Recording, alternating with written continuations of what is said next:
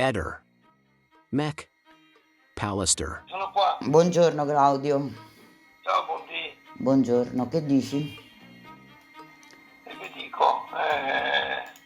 Abbiamo visto le esternazioni ieri sera, c'è qualcosa da dire, volevo anche. Infatti volevo proprio fare chiarezza su alcuni punti. In particolar modo vorrei che tu una volta per tutte rispondessi ai vari appelli che ti ha rivolto Sebastiano, l'ultimo proprio ieri sera a chi l'ha visto, riguardo quella famosa telefonata che tu hai ricevuto da Liliana la mattina del 13 alle 8:44 e che è durata 16 minuti. Il marito ha il sospetto che sia stata una chiamata che ha veramente scosso Lilli, descrivendola che se la immaginava che faceva avanti e indietro dentro la casa per 50 metri, perché era in forte agitazione a seguito di un forte scontro che lei avrebbe avuto con te durante questi 16 minuti. Che cosa mi rispondi? Ma è banale la risposta, perché intanto per prima cosa e per prima, visto che lei ha chiamato, appena io ho iniziato a stalkerizzarla, se non era scema chiudeva il contatto ed è finito. Però anziché stalkerizzarla, visto che non ci sentivamo da un paio di giorni, tra di noi, era dopo alcuni giorni di silenzio, avevamo delle cose da dirci, è inutile che le raccontiamo a tutti, al di là del stalkerizzare. Però per quanto stalkerizzata, lei risponde a Sebastiano, ecco, per una delle ultime volte purtroppo per lei, mandandomi quel famoso, altrettanto come la telefonata, così il messaggio che non nomina lui, e dalla sauna dove erano in relax, e lei mi ha scritto il messaggio che ormai è pubblico da anni, si può dire, in relax, pensando a domani, amore mio. Uno è tanto stalkerizzato che ti manda un messaggio di questo tenore. Quindi quel messaggio ti è arrivato, mi sembra, 4 ore dopo, no? Dopo la famosa chiamata. 54, dalle 8:44 sono 4 sì. ore e 10 minuti dopo che io ho finito di stalkerizzarla, lei mi manda questo messaggio. Nel frattempo bisogna anche ricordare come nel mese di dicembre noi ci siamo contattati, e anche questo è stato ridetto, eccetera. Ci siamo contattati 17 volte, su 17 volte lei ha chiamato me 14 e io ho chiamato lei 3, per capirci. Quindi tutta sta paura di te non ce l'aveva, insomma. Ma è così idiota lei di chiamare per 14 volte uno per farsi stalkerizzare? Ma per favore, non ho idea cosa dire, veramente. Cioè, questa qua è una cosa, è una bufalona tremenda. E siccome Sebastiano non sa cosa dire, non ha argomenti seri da proporre e continua a raffilarsi per gli specchi, e si vede, questo qua è evidente, evidentissimo, e continua a dare la zappa sui piedi, perché lo ha fatto per più di 2 anni lui. A son di raccontare palle, lui ha raccontato una montagna di fandonie, di cose non vere, e ci ha dato un sacco di colpi con la zappa sui piedi. Questo è.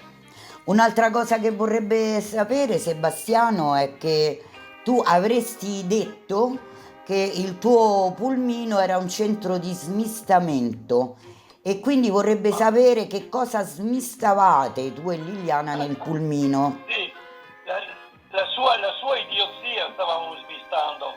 Il pulmino non era più da tempo mio.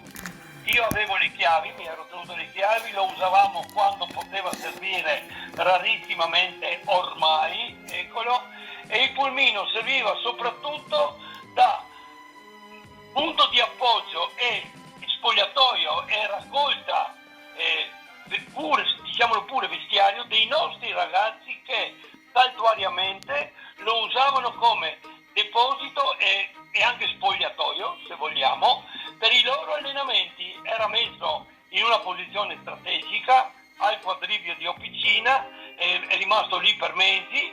Ecco, c'è anche una foto che lo dimostra, tra l'altro proprio fatta apposta da me quando chiedevano del pulmino, delucidazioni. Il pulmino era lì fermo, le chiavi le avevamo in diversi, gli allenatori che ne abbiamo diversi della società che portavano ragazzini di tutte le età a gruppetti, a 4, a 6, non muvio, venivano lì ognuno per conto proprio col motorino, col tramo eccetera, e lo usavano loro. Ecco, questo era lo smistamento del pulmino, ma ti rendi conto? Vabbè, perché c'è chi insinua che tu e Liliana avete questi giri loschi, dei soldi. Ma di che? Di che cosa avevamo giri loschi? Cioè, losco e chi lo dice? Ma è un losco figuro chi lo insinua, perché quali giri potevamo avere io e Liliana? Se non quello di cominciare a convivere fra pochi giorni. Noi avremmo iniziato a convivere il 19-20 di dicembre. Questo era il disegno ed era maturato non tantissimo tempo prima, forse 2 mesi. In 2 mesi è stata presa questa decisione da lei, soprattutto da lei.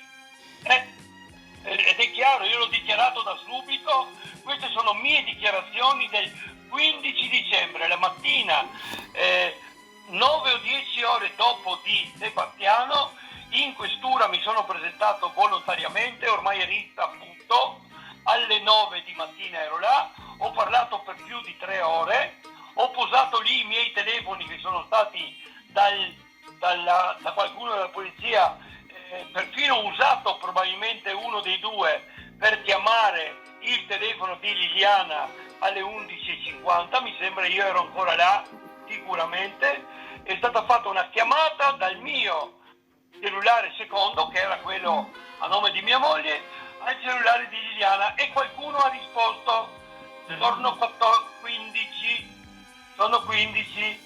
Sì, risulta. Sì. Risulta dagli atti. Invece proprio a proposito di questo, no?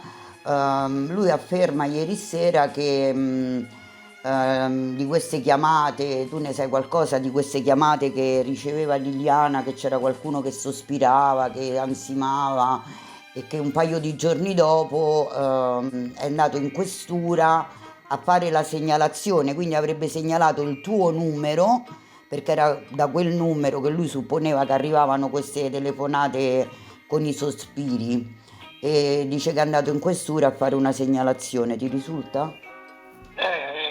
Risulta che è assolutamente falso anche questo, super falso, perché agli atti non risulta che lui è andato in polizia a fare questa dichiarazione, per cui ulteriore zappa sui piedi, povero per Sebastiano, racconta delle fandonie anche in diretta televisiva. Non risulta da nessun atto che lui si sia presentato in questura a fare questa dichiarazione, per cui se l'è inventata a posteriori e si è dato un'altra zappa sui piedi.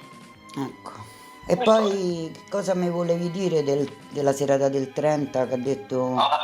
Ecco, quella del 30 è anche molto, risulta anche sempre dagli atti. Ecco, risulta dagli atti che Sebastiano in quella stessa sera del 30 dicembre ha fatto una telefonata ad un parente che abita nei pressi del luogo dove suo figlio sarebbe uscito di strada con la macchina. Circa 2 anni fa, quando facemmo delle ricerche sul miele e sulle api, venne fuori che un parente di Sebastiano gestiva proprio un'attività di questo tipo. Adesso viene fuori che Sebastiano quella sera durante il soccorso chiamò proprio questo parente. Ecco, risulta dagli atti che Sebastiano in quella stessa sera del 30 dicembre ha fatto una telefonata ad un parente che abita nei pressi del luogo dove suo figlio sarebbe uscito di strada con la macchina. E allora Sebastiano alle ore 19 parla con un parente che abita nei pressi, perché deve essere a qualche chilometro veramente di distanza. Alle 19 di sera parla con questo parente, perché è un Visentin, e 2 ore dopo che il figlio gli serve una corda, lui va a chiederla a Trieste e a Comeglians in Carnia la stessa corda per tirare suo figlio fuori dal buco quando aveva il parente stretto a un paio di chilometri. Tra l'altro ricordo che in quel periodo si ipotizzò, si disse, che Pier Giorgio presso questo parente in passato aveva anche lavorato, quindi lo conosceva bene. Un'altra bufala, anche questa è una bufala, che non è stata verificata da nessuno, ma avrebbero potuto, dovuto farlo. Dov'era il punto preciso di questo? E adesso si sa che Sebastiano alle 19 ha telefonato, ha parlato per telefono con questo parente che abita nei pressi, proprio a qualche chilometro da quel luogo. Ecco, 2 ore dopo, alle 21, chiama prima Salvo e dopo l'amico di Comelias per chiedergli una corda e per raccontargli che il nipote è là. Ma che cavolo gli fregava a Salvo e ad Arturo sapere che Sebastiano era in quel punto e gli serviva una corda? E questo è un altro depistaggio enorme per far sapere a tutti che lui era lì a quell'ora e quel giorno. Sarebbe opportuno che venisse interrogato un poco più seriamente a cosa gli serviva questo alibi, perché fa parte dei suoi alibi, anche questo. Altra bufala, ce ne ha raccontate, Sì. Va bene Claudio, diciamo che abbiamo insomma chiarito e hai dato delle No, risposte. io ho chiarito intanto questa parte di bufale, ma se e quando succederà, che non può non succedere, la procura vorrà analizzare da zero, dal principio, di nuovo, tutti i nostri movimenti e le nostre telefonate, io mi metto a disposizione senz'altro, probabilmente emergerà cose che finora non sono emerse. Questo è. E io di questo confido, indipendentemente da come vada purtroppo le autopsie eccetera che sono in corso e che non so se ci daranno dopo 2 anni e mezzo, potevano aspettare 20 anni, così era più facile.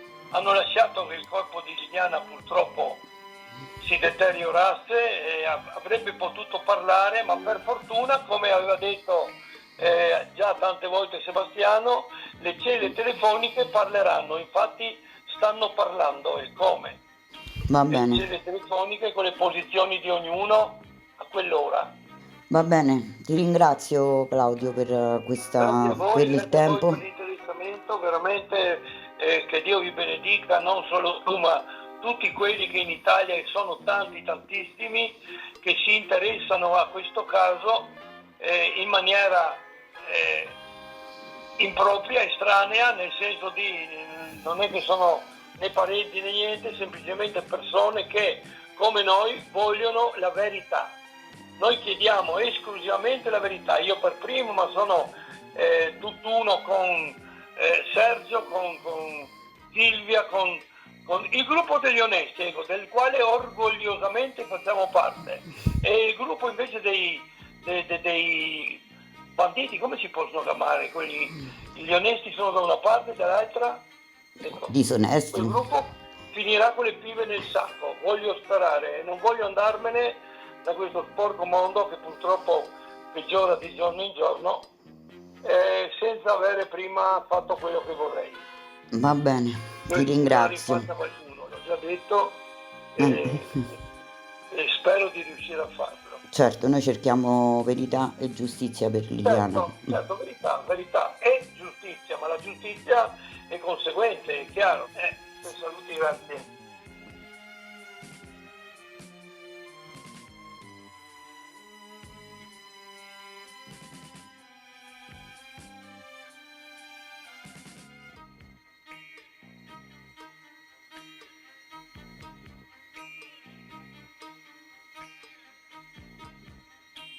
Ehi, non dimenticare di iscriverti a questo canale.